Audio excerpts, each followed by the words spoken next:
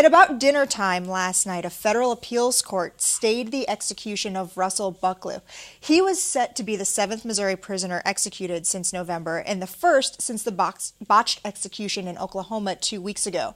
At the time that we're recording today's program, we're still waiting to hear if that execution will take place today as scheduled. Right now, it's in the hands, as we're recording this, in the hands of the United States Supreme Court.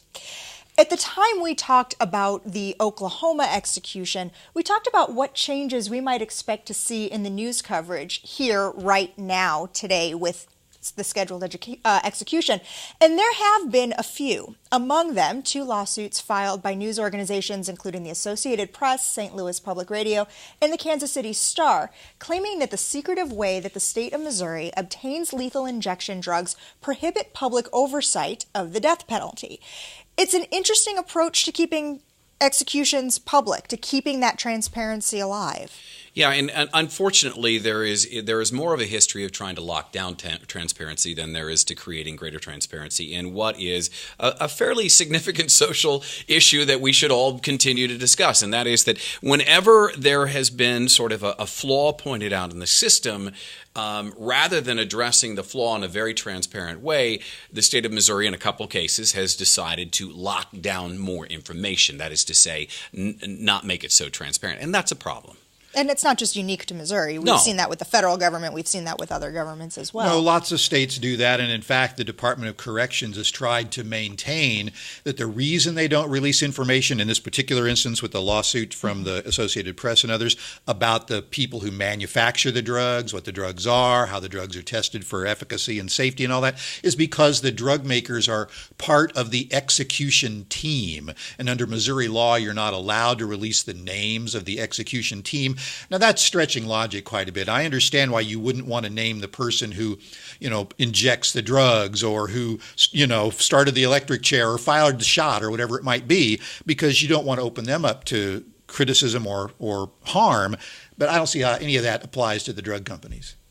Do you think this lawsuit's going to ultimately bring any change?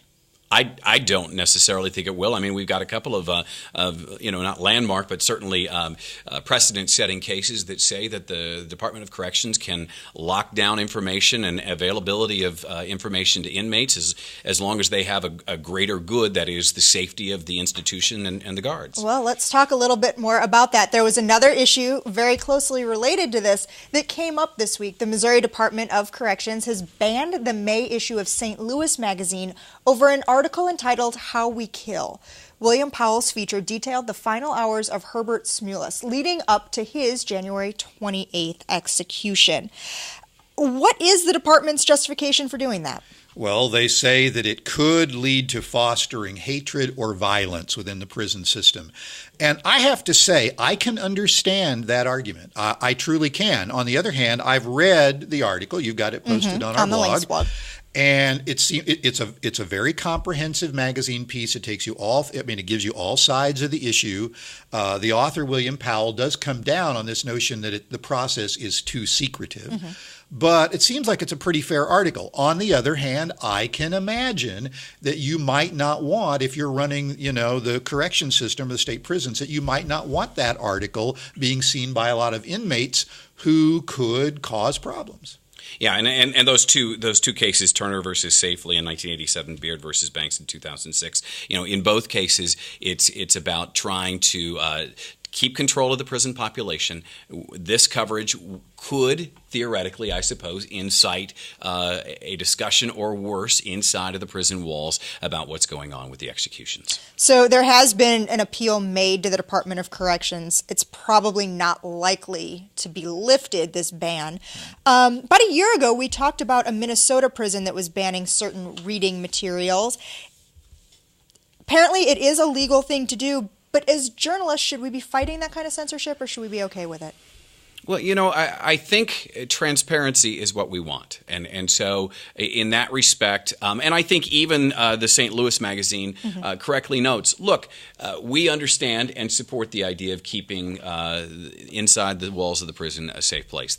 That goes without. but be more transparent in other areas so that this doesn't become one more thing that says you're not being transparent. Yeah, I'd agree with that. I mean, freedom of expression is one very important value that we hold. But I think safety inside the prison system is also a value that's worth upholding, as long as the prison system is calibrated about how it can be transparent in one area and maybe not so much in another area.